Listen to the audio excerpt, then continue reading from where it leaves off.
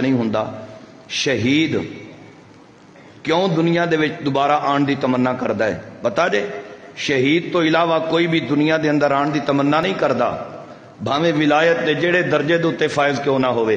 جیسے جنت چ چلا گیا نا حور و غلمان خدمت واسطے، اور نہراں دودھ دیاں خالص نہراں، سانو تے دنیا دودھ لبدا جو نہ آیا خالص نہراں دودھ دیاں، لبنن خالصن عسلا مصفا شرابا طہورا، سبحان اللہ، محلات حور و غلمان خدمت دے اندر کون دنیا دے اتے آن دی تمنا کرے؟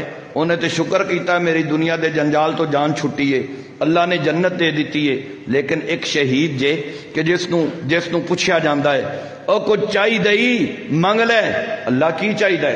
جنت مل گئی، او نہ مانگ میرے کو میں کچھ دینا چاہنا۔ آخرکار شہید کہندا ہے اللہ جے اگر دینے ہی چاہندے ہو نا، کچھ عنایت کرنا چاہندے ہو تے پھر مینوں دوبارہ دنیا دے اندر بھیج دیو تے میں پھر دوبارہ تھوڑے رستے دے اندر لڑاں، شہادت والا رتبہ پاواں۔ یہ کیوں کہندا ہے، کیوں تمنا کردا ہے؟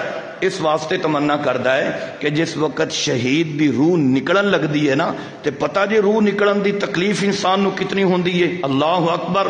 آخرکار ایک تعلق ہوندا ہے، خواہ نیک بندہ کیوں نہ ہوئے، ایک جسم تے روح آپس دے اندر تعلق ہوندا ہے، دو یار آپس دے اندر نکھڑن لگن تے روحانی طور تے انہاں نو بڑی تکلیف ہوندی ہے۔ تے اے جسم تے روح آپس دے اندر او کدوں تو تعلق بنیا تے پھر جسم خواہ میں انسان نیک بھی ہوئے متقی بھی ہوئے، جس وقت جدا ہوندا ہے نا تے تکلیف ضرور ہوندی ہے۔ لیکن جس وقت وہ شہید دی روح نکلن لگدی ہے نا، اللہ پردے ہٹا کے اپنا دیدار کروا دیندے نے۔ وہ شہید رب نو ویکھن لگ پیندا، دیدار کرن لگ پیندا، اونوں پتہ ہی نہیں لگدا او دے جسم چ روح نکل جاندی ہے۔ او پھر کہندا جنت دے اندر ربا ساریاں نعمتاں مل گئیاں، شرابن طہورا، لبنن خالصا، عسلا مصفا، حور و غلمان، محلات، یہ سب نعمتیں مل گئی ہیں، لیکن اللہ او جڑی دیدار والی نعمت سی نا او اجے مینوں دوبارہ نہیں ملی، تے میں چاہنا مینوں دنیا دے اندر بھیج تاکہ پھر میں تیرے دیدار والی نعمت حاصل کر لواں۔ سبحان اللہ، سبحان اللہ۔